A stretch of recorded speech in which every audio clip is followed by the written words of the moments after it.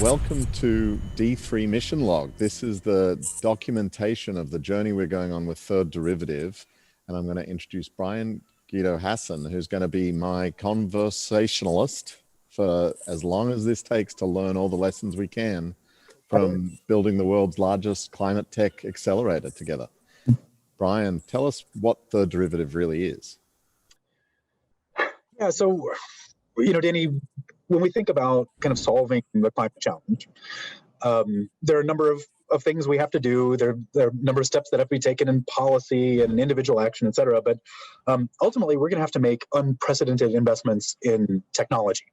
Right? It's probably going to take $2 to $3 trillion US invested in technology every year for the next 30 years if we hope to achieve even the most modest climate goals. Some of that will go toward deploying mature technologies like solar and wind at much greater scale. But a lot of that will go to bringing new gigaton scale impact technologies to market, probably 2 to 3 of them to market every year, again, for many years. The metaphor we like to use is that kind of the biggest success story, at least in the Western world, that we think of over the last 10 years for climate tech is Tesla. But we need to be building 2 to 3 Teslas every year. And we're not on track, not even close. We're not on track because commercializing, deploying, and scaling climate tech is really hard. I've lived it a lot in my own career as an entrepreneur. Climate tech startups often have long paths to market and significant capital needs. That's a challenge in and of itself for an entrepreneur, but it's especially a challenge when you're fundraising. Again, a pain that I felt very acutely in my own journey, and I'm sure you have as well. But even for startups that are able to attract the necessary funds to get off the ground, often their path to scale leads them directly through some slow-moving, bureaucratic, complex, risk-averse corporate entity as a customer or a pilot partner, or some big, slow organization where it might take them a year even just to find the right person to talk to. All of that, of course, is set against a policy and regulatory landscape that often favors the incumbents, not the disruptors. So you put all of this together, and we normally think of a startup as facing a valley of death on its path to scale, and we would submit that climate tech startups actually face 4 distinct valleys of death. And every time they successfully navigate one, they're back to square zero, having to educate an entirely new set of stakeholders. At best, that slows down the rate of climate tech innovation during this crucial decade where we need to be speeding it up. And at worst, and unfortunately this is what we see much more often, is really promising climate tech just dies on the vine, right? It dies, gets caught in one of those valleys of death, makes it over one, gets excited, gets caught in the next one, or worse, founders, promising innovators just kind of give up hope because it's such a freaking slog. So this multi-stakeholder problem essentially results in the system being broken. So Third Derivative is trying to fix the system at unprecedented scale and speed. Our mantra is that together, and only together, and we solve the most pressing climate tech challenges. So our model is to bring together all of these crucial stakeholders, the transformational startups, visionary investors, global corporates, even policymakers coming at the table as well, to get everyone kind of working together, rowing in the same direction toward common climate goals. It's we're very new, so we're still building and adapting the model, but broadly, we scour the globe for the most promising climate tech startups.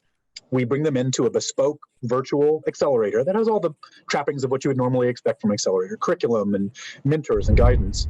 Each of them receives an optional $100,000 US or more in seed investment from one of our VC investor partners, one of the other participants in the ecosystem.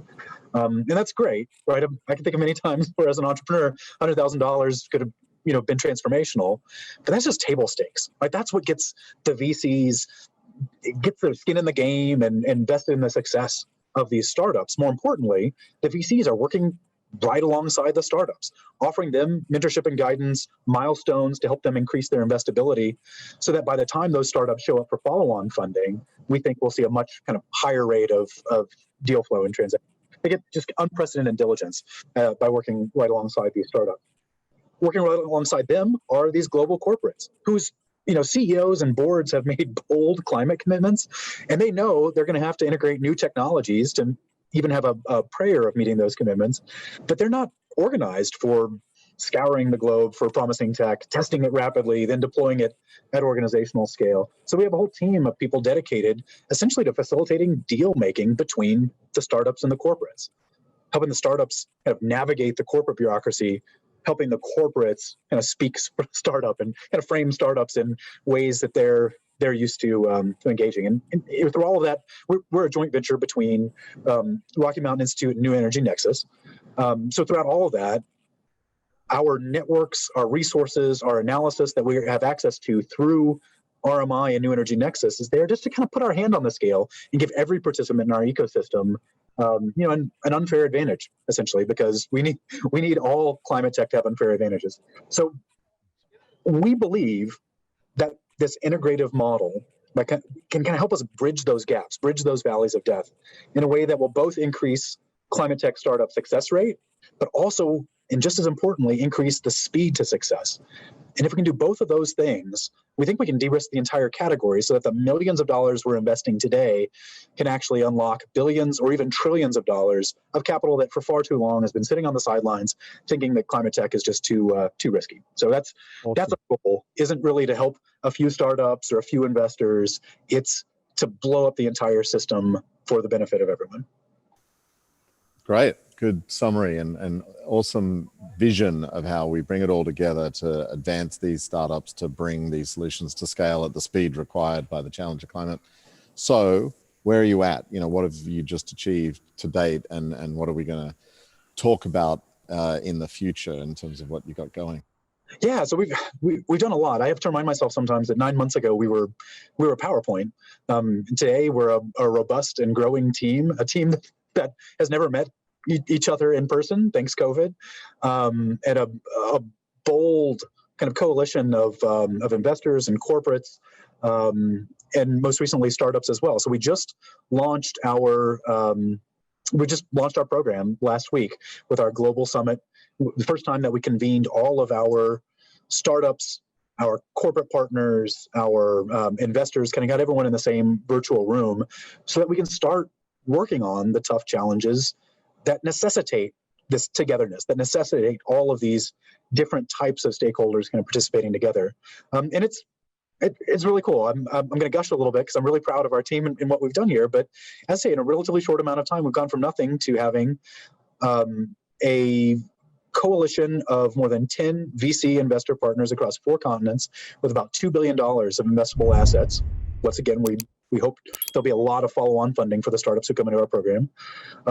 A coalition of global corporates representing about $3 trillion of market cap, so significant resources to help these startups just massively scale overnight when we can find the right fit and facilitate the right kind of transactions. And perhaps most importantly, we've just launched with 47 amazing transformational startups from around the world. So from more than, from 11 countries, handling everything from digital kind of energy optimization to novel battery chemistries to coatings that make photovoltaic solar more efficient to light electric vehicle last mile logistics to cold chain, IoT cold chain logistics to I don't know, it's even kind of hard for me to wrap my head around all of these different startups and the breadth of what they're working on, but that's important, right? For us, some of the most meaty climate challenges require not just small innovations here or small innovations there. They require innovations kind of up and down the value chain, innovations throughout the system. And so that's one of the reasons why we build a really broad, large cohort. We need everyone kind of innovating at the same time, and we need everyone innovating together. We think there's a lot of room for interactions between and among these startups, obviously between and among our corporate partners and our investors as well. But if we do this right, we'll be able to affect a whole is greater than the sum of the part kind of effect. And this is just the start, right? We've got nearly 50 to start today. Talk to me this time next year, and we'll hope to have hundreds. And we will plan to talk to you this time next year. This is the whole point of this video log that we're going to do. We want to weekly check in with you and sort of hear how this is going, because it's a work in progress, just launched, an amazing achievement already. And the 47 companies in the cohort are just phenomenal. For folk that want to, we can put the link into the web where this is seen.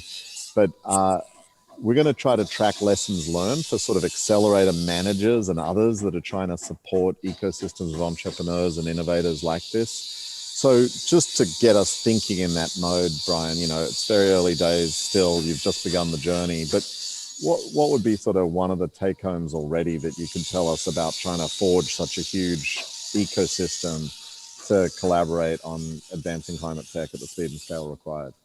Yeah.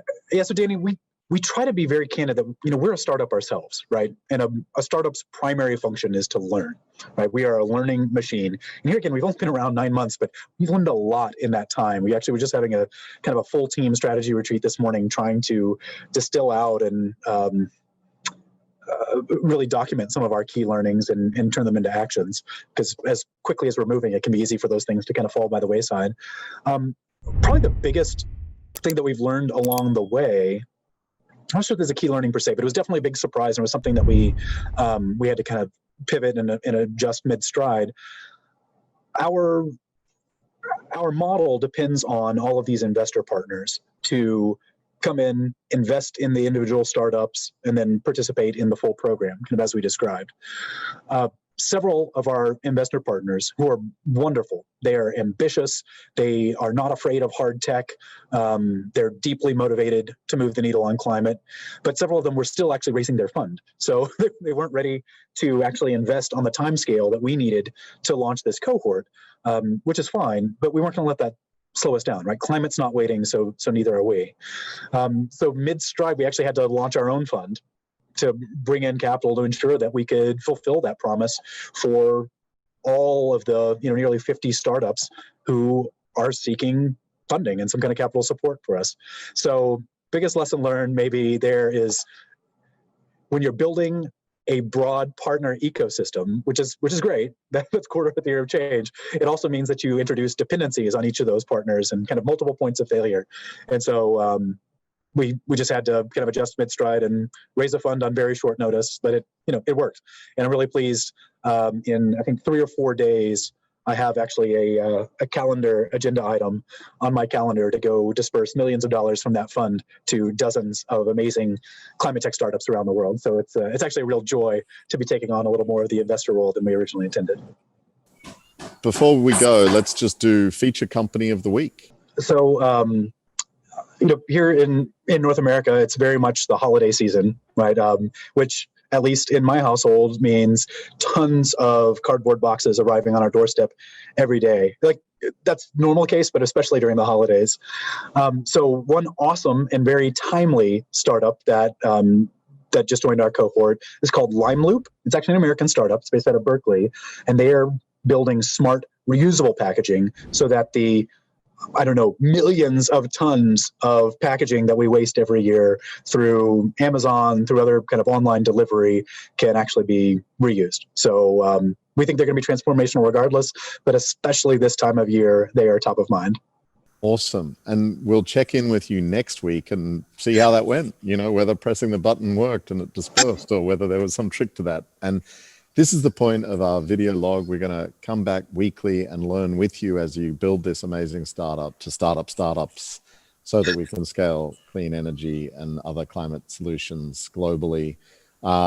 Really great to be doing this with you. Can't wait for the rest of the journey. I think that's it. The D3 mission log take 1 has begun. That's right. And thanks everyone for joining us. As we say, together and only together can we solve the most pressing climate challenges. So thanks for coming together with us.